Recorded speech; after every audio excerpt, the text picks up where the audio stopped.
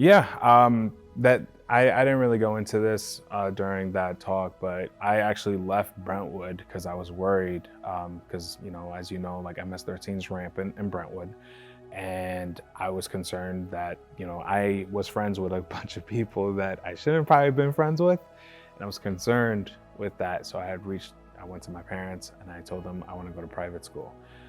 During that time, there were teachers that did care. I think a lot of the students, from fourth grade to ninth grade is when I was in Brentwood, and there was a lot of teachers that did care. They put a lot of care into it, but there was a lot of things that was like very, I don't know how to say it, but like, I kind of wish they taught me about taxes as opposed to like, the lifespan of a rock. But yeah, I think there's a lot of there is some opportunities, because I forgot his last name, but I believe his name was Pete, and he was in Sonderling and Ross, and he worked on video production. And a lot of the kids that I went to school with, they weren't really interested in media. They was, oh, I want to play soccer, I want to do wrestling, I want to do football, yada yada yada. But when I went to Suffolk, I actually knew a handful of people that came from Brentwood because of that video production. So just, coming from Brentwood, I have a lot of pride in, hey, look, if someone from Brentwood can make it, sky's the limit. Honestly, like media was something that I learned from my dad, like just picking his brain. And like, I even wanted to be an actor at one point. And like, I remember when I was a kid, I had the Sega Genesis, and like I would go through music of The Lion King and I would act out that scene as I was doing it. And I would grab my mom and my dad and my sister, like, oh, look at this scene. Oh, look, I'm gonna pretend I'm Simba. Oh, look, I'm gonna pretend I'm Mufasa and I'm falling into a bunch of like, animals. And like going into, West Middle, going into the freshman center, there wasn't a representation of media. And I agree with you. Like, I do think that Brentwood should have, especially with, a massive Latino presence, and like even Afro Latino, like we have such a melting pot of different races. Like, yes, it's predominantly Salvadorian, but you have, people from Panama, you have people from you have people from Cuba, Puerto Rico, Dominican Republic, Honduras. My barber was like Dominican, and the guy next to him was Chilean. And I think that there needs to be more like just outlets to show kids how to like edit and like shoot and do things. Because when I went to private school, I went to Western Suffolk BOCES, and they offered, I think it was like Half Hollow Hills and like Smithtown that were at these schools. But like most of the kids that were, whether they were Black and African or Hispanic or whatever, they came from our private school. And like, you had your co-pegs, you had your other students, but like knowing people from Brentwood, a lot of them, I see people from Brentwood when I was at Suffolk, and I'm like, oh, you're from Brentwood too? Oh, you're in this program too? What? Like, you love media too? So I think Brentwood should do, Brentwood is a good school district. I think that they can implement media and like make it as a means to, to make it fun for a kid. Being a transfer student, what were your first expectations coming into Old Westbury in the media program? Oh, that's a tough one. My expectations were pretty high. And I was, like I said, I felt like I had a target on my back, because I had a lot of great students around me. And, I have people that became future producers, became future, supervisors. And I felt like I had a target on my back because I was a transfer student. So I had to prove, hey, I can hang with you guys. And my expectations was high because I came from Suffolk, where, if you didn't take a shot on camera too quick enough, my professor would ream you a new one. So like I had that built in, like I got set the bar way too high than I need to. And like when I came here, I had that, going in. I joined OWWR. I don't know if that constitutes as a club. Is that right? OWWR is a club? Yeah. I joined like OWWR, OWTV, because I was just so obsessed with media. I came in, I had this mentality of, You know, I come into school, this is college, but this is also work. You know, I come in, I work for 40 hours. My payment is a degree and a possible future for tomorrow. And, you know, if it wasn't media related, I didn't want it. And it was just always OWTV, OWWR. I think I did a spot for OWWR for like a few minutes. I was like, all right, I'm going to TV now. And yeah, those were the first two clubs. A lot of the professors that I had will always say, you know, you're very advanced, you're this, you're that, you know, and like I said, I came in with the intent of making this my job. This was my job to become, you know, to learn, to strengthen my skills so that when I go to a job interview, I said, look what I can do. So that's why I had this was just a job for me. This was like, this wasn't college. I was learning to work. And, you know, that was one of the things I did, which then kind of had me become like not a superstar per se, but like a lot of professors knew who I was. And because of that, they said, look, we want to help you out. You know, here, you know, my professor, Vivian Jiang, she's after class ended, she's like, I need you to sit next to me real quick. We need to talk. So I'm thinking, oh man, like, did I miss something? Did I miss our class? Am I about to flunk out? Like, and like the anxiety's building in. And she was like, look, I got these 2 internships for you. I think these would match you perfectly. You should apply. I applied to them. I got one of them. The other one I didn't get. And then I applied to SB Nation, and the rest was history.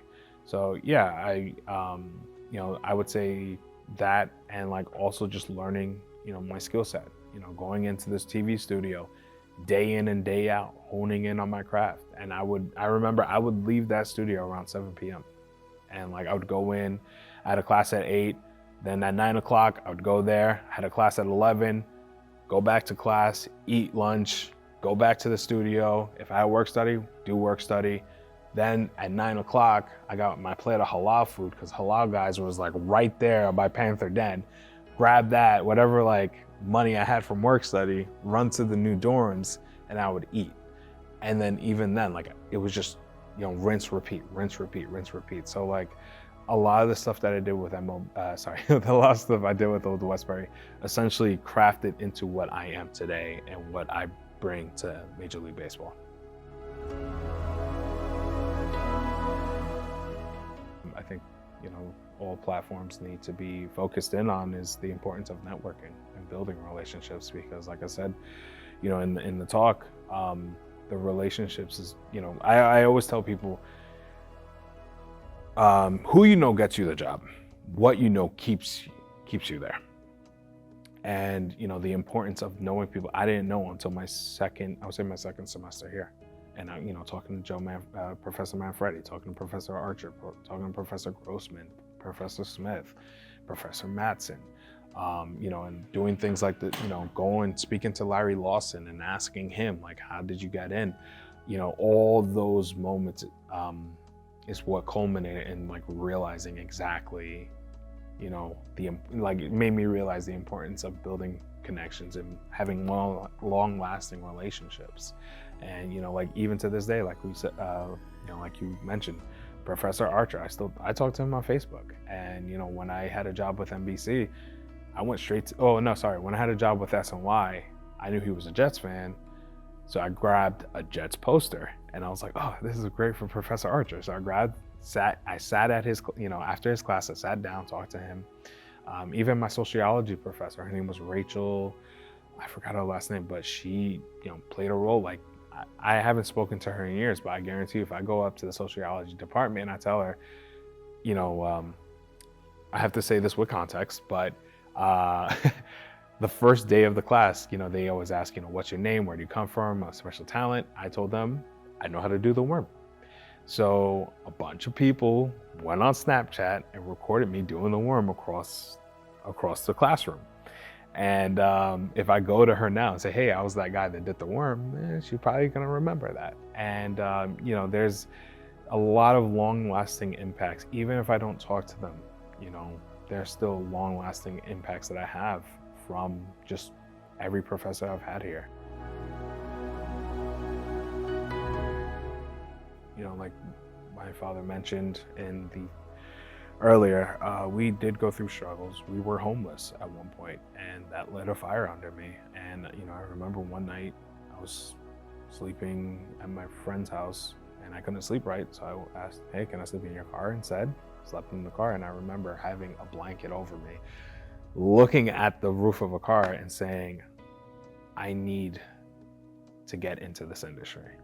And when I had that passion, like once that we went through that, there were moments where like I was being a rock for my father. He was being a rock for me.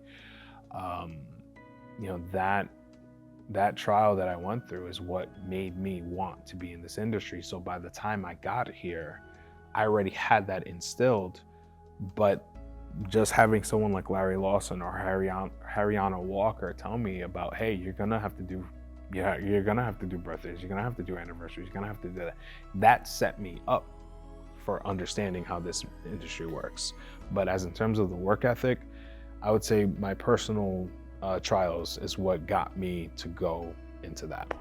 Has there ever been a time where, even before the Emmy, that you had that moment where you were sitting by yourself and said, I made it? Yeah. I've had that a couple of times. I remember when I came here, I heard about the MAC Award, and I was like, all right, well, if that's not an Emmy, but I want it. And like, I remember being on stage over there in the other campus, I forgot what's called, the old building, and they called myself, they called my other two colleagues, that we won the MAC Award. I was like, this is it. Like, I'm in front of like hundreds of people, like it had to be like 200 people, and I'm just like, I'm good enough for people in the profession to say, hey, this guy's good. And like, I was like, wow, I made it. Years later, I worked at SNY, and I was like, I made it. And then I'd say when I got to MLB and I became full-time, even before I won the Emmy, I was like, I made it. And then 2 months later, we won the Emmy. And I very much, like this was something that I did. After I won the Emmy, I called my mom, I called my dad, I called my wife, I called everybody. And then there was a moment in time that my grandfather, who I was very close with, and when I graduated from Suffolk, he was unable to go because he was not the healthiest. So I asked my cousin to drop me off at my grandpa's house in full cap and gown so he could see his grandson with a degree in his hand. And my grandfather was tearing up, and he was upset because he couldn't go. I said, don't worry about it. When I go to Old Westbury, you'll see it. Unfortunately, he passed away in 2016. So he never got to see me graduate. And he was someone that I was close to as I got older. When I won that Emmy, I went to 7-Eleven, cracked open a Budweiser, which was his favorite beer, and I sat there and I just looked up to the sky and I was like, Grandpa, Grandma, I made it. And that was the last time I said that.